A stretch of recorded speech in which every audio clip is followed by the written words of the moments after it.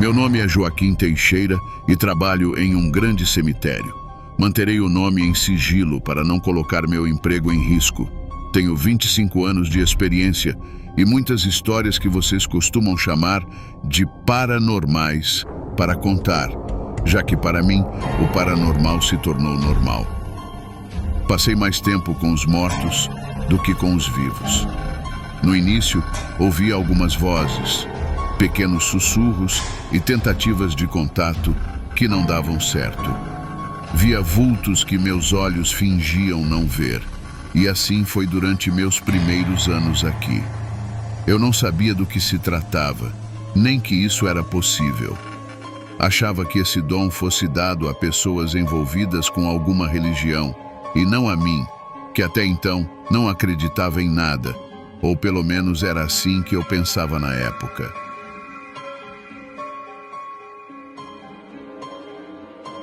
Mas à medida que os anos passaram e as coisas foram naturalmente acontecendo, fui me aprofundando mais nesse misterioso mundo e descobri que os mortos têm histórias a contar, segredos a revelar e mensagens a transmitir.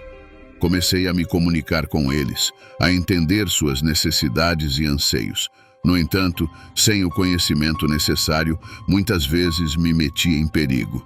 Agora, me encontro no meio de um dilema entre o aqui e o além, com segredos que poderiam abalar as estruturas da nossa realidade. Entretanto, algo mais me assombra, algo que não posso revelar por hora, mas que você entenderá com o desenrolar da história. Sinto que as fronteiras entre o mundo dos vivos e o dos mortos estão se estreitando, e me pergunto se estou preparado para o que está por vir.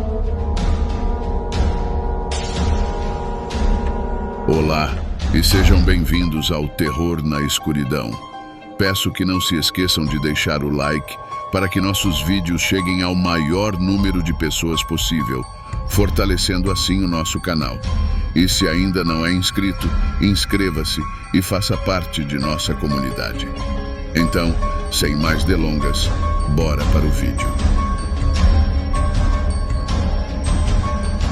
Como disse, trabalho aqui há 25 anos, mas somente depois de uns 2 ou 3 anos entendi o que acontecia comigo.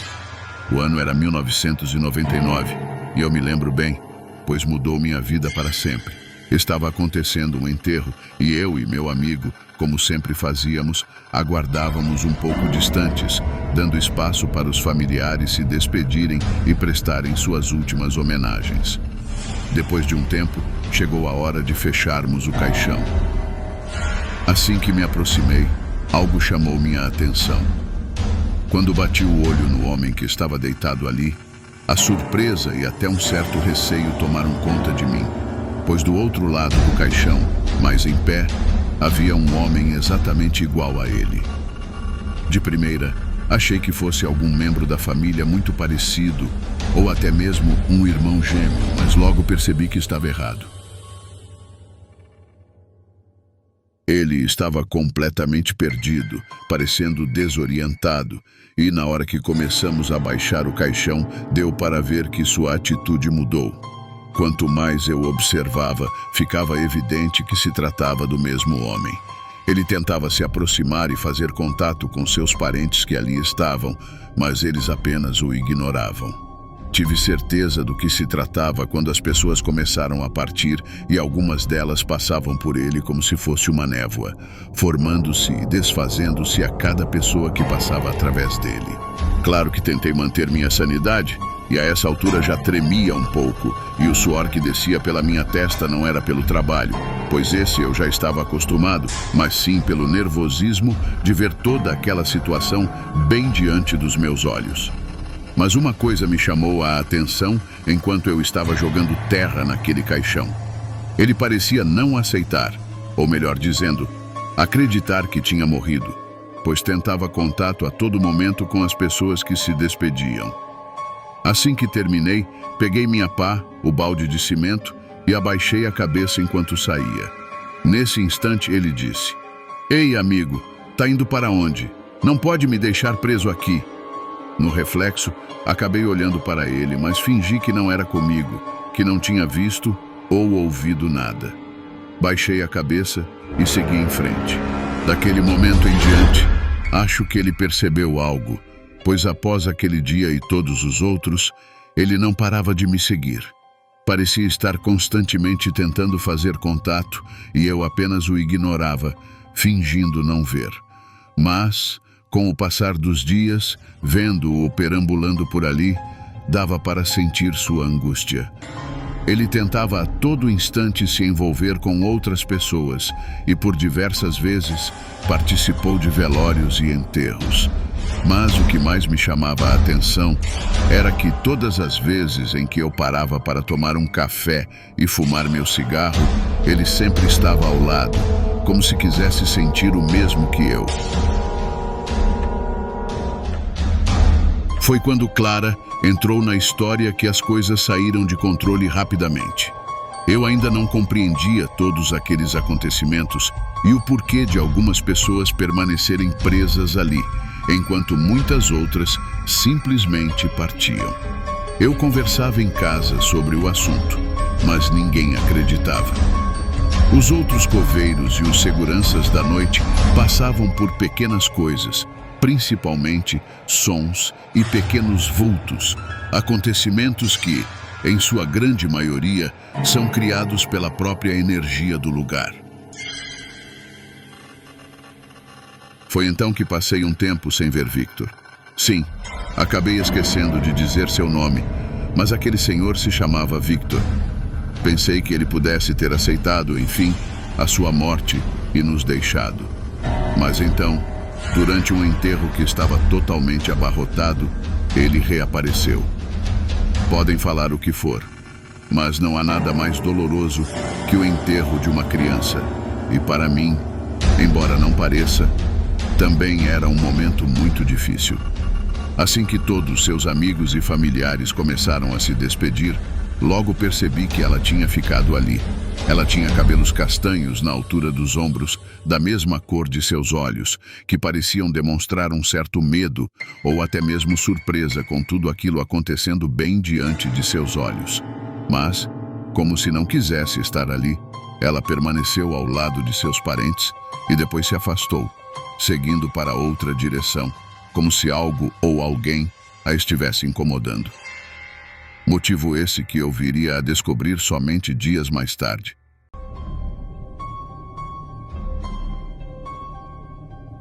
Depois disso, eu só a vi mais uma vez, mas a ouvia quase todos os dias.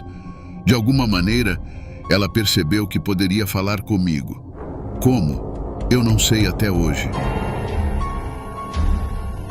Sentado em um dos jardins, tomava um café e comia algumas bolachas de água e sal. Então, ouvi sua voz em um tom de desconfiança e, ao mesmo tempo, com certeza do que estava dizendo. Eu sei que você pode me ouvir e terá que fazer algo por mim. Pode não te agradar, mas até onde eu sei, ficarei presa aqui até aquele homem pagar. Com sua fala, sem esperar por aquilo, dei um leve pulo do banco, deixando evidente para Victor que podia ouvi-los.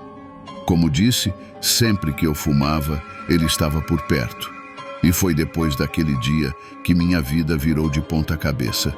Foi o dia em que comecei a falar com os mortos, com os falecidos, com a alma daqueles que aqui ficaram.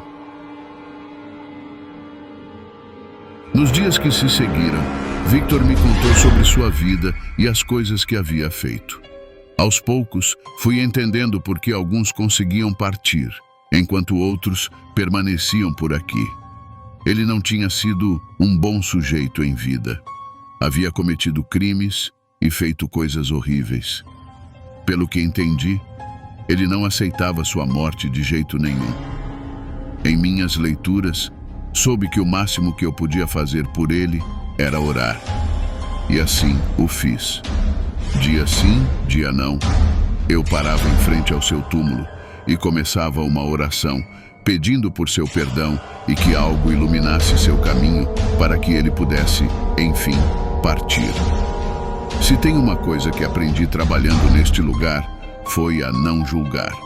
Afinal, já parou para pensar que, daqui a 100 anos, todos nós, eu e você, estaremos aqui ou em lugares parecidos com este. Então, quem sou eu para julgá-lo? Ele poderia ter feito o que quisesse com sua vida, inclusive ser um homem bom, mas optou por outra direção. E isso o trouxe até aqui, às consequências de suas escolhas. Nos dias seguintes, Clara testemunhou um dos fatos mais bizarros que já presenciei. Até então, eu não havia reconhecido o caso, e ela não tinha se aprofundado no assunto.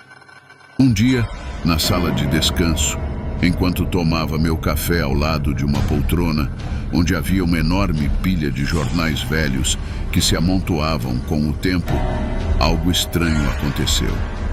Enquanto eu tomava minha xícara de café, aquela grande pilha caiu no chão e uma página qualquer parou bem em cima dos meus velhos sapatos cobertos de terra. Assim que vi a matéria estampada na capa, reconheci o caso e já sabia do que se tratava. O jornal dizia: menina de 15 anos é encontrada em Matagal. A vítima sofreu abuso e apresenta sinais claros de estrangulamento. A polícia ainda busca por provas, mas até o momento não tem nenhum suspeito. Quando li a matéria, lembrei exatamente do dia em que minha esposa comentou comigo sobre o caso pela primeira vez. Minha pressão caiu, senti a temperatura do meu corpo baixar e, naquele momento, soube o que a garota queria e por que ela estava aqui. Com o tempo, fui vendo cada vez menos Victor. Ele parecia finalmente ter aceitado sua morte e minhas orações estavam surtindo efeito. Vendo isso, fui motivado a orar em outros túmulos, onde via figuras sombrias que não expressavam qualquer tipo de reação e não se pareciam em nada com as outras almas que ali estavam e que, ao meu ver, precisavam apenas de algum tipo de orientação e aceitação. Essas sim pareciam ser realmente o puro mal, mas em momento algum hesitei em orar por elas. Durante esse período, o clima no cemitério ficou um pouco mais agitado. Eu ouvia mais vozes distantes, vultos sumindo atrás dos grandes mausoléus, ou apenas desaparecendo entre as pequenas lápides. Foi então que ela voltou. Por um tempo até pensei que tinha partido, mas não. Curta e direta, ela me fez derrubar todo o meu café quente quando perguntou: "Você vai me ajudar ou não? Eu sei quem fez isso comigo e não posso seguir em frente enquanto ele estiver seguindo com sua vida normalmente." No início, aquilo soou como uma ameaça. Não sabia ao certo se era dirigida a mim ou ao responsável pelo que aconteceu com ela. Como mencionei, não podia vê-la, apenas ouvi-la. Ela parecia se esconder, envergonhada pelo que lhe havia acontecido. Mas eu sabia que ela ficaria ali, determinada a buscar justiça pelo que lhe aconteceu. Em um tom de curiosidade, perguntei como poderia ajudá-la. Ela então me contou que sabia quem a havia atacado e tinha certeza de que ele iria pagar por aquilo um dia. Mas, até que esse dia chegasse, ela queria que ele pagasse também, segundo a lei dos homens, pelo que fez. Esse homem era, nada mais, nada menos, que seu próprio tio, sangue do seu sangue. Ao ouvir aquilo, senti pena da garota e raiva ao mesmo tempo. Ela me contou tudo o que conseguia lembrar e, a partir dali, decidi que iria ajudá-la. Naquela mesma noite, tive um sonho com Victor, como se ele tivesse vindo se despedir. Seu semblante estava mais leve enquanto caminhava e acenava para mim. Não soube o que aquilo significava de verdade. Nunca mais o ouvi depois disso, nem mesmo enquanto eu fumava. Minha cabeça estava um turbilhão. Precisava tomar uma decisão. Mas depois de ouvir tudo o que aquela garota me contou, sabia que não conseguiria viver em paz comigo mesmo. Inquieto, durante meu horário de almoço, segui em direção a um orelhão próximo ao cemitério e, sem me identificar, liguei para dar informações sobre o crime de uma garota. Contei tudo, todos os detalhes que Clara havia conseguido me passar, e desliguei em seguida, sentindo que tinha feito a escolha certa. Dias depois, durante uma das minhas pausas, senti uma leve brisa e um sussurro ao lado que disse: "Obrigado." Essa foi a última vez que a ouvi. Alguns dias mais tarde, enquanto me dirigia para o trabalho, passei em frente a uma banca de revistas e vi a cara daquele sujeito estampada em todos os jornais. Tio é preso, acusado pela morte da sobrinha Clara. Naquele momento, experimentei muitas sensações: medo, incerteza, alegria, tristeza. Não sei dizer ao certo, mas com o tempo, não sentia mais a necessidade de fazer com que as pessoas acreditassem em mim. Durante um período, tive medo de que me achassem louco e vivia querendo provar a elas que o que eu dizia era verdade. Hoje, já não tenho mais essa necessidade. Faço o que posso, quando posso, dentro do que acredito. Quis compartilhar um pouco das minhas histórias, principalmente essa que contei em particular, pois foi onde tudo começou e eu precisava dividi-la com alguém. Quem sabe, alguém também esteja passando pela mesma situação e consiga, talvez ouvindo minha história, buscar um pouco de orientação. Tenho muitas outras histórias para contar, então, caso você queira, e claro, seus inscritos queiram também ouvir, posso contá-las. É só me responder no e-mail que, quando puder e tiver tempo, mando mais delas para você. Tem uma do garoto Jonas que acho que você gostaria de ouvir. Ele partiu cedo, mas agora vive aqui com seu violino, deixando nossos dias mais leves. Conto essa, se você quiser, da próxima vez. Meu nome é Joaquim, mas pode me chamar de Joca. Sou o coveiro e sim, eu falo com os mortos. Obrigado a todos por ouvirem essa história. Se gostou, eu realmente agradeceria se você desse seu like e se inscrevesse para receber mais conteúdos como este. Por hoje é só, mas nos vemos em breve no próximo vídeo.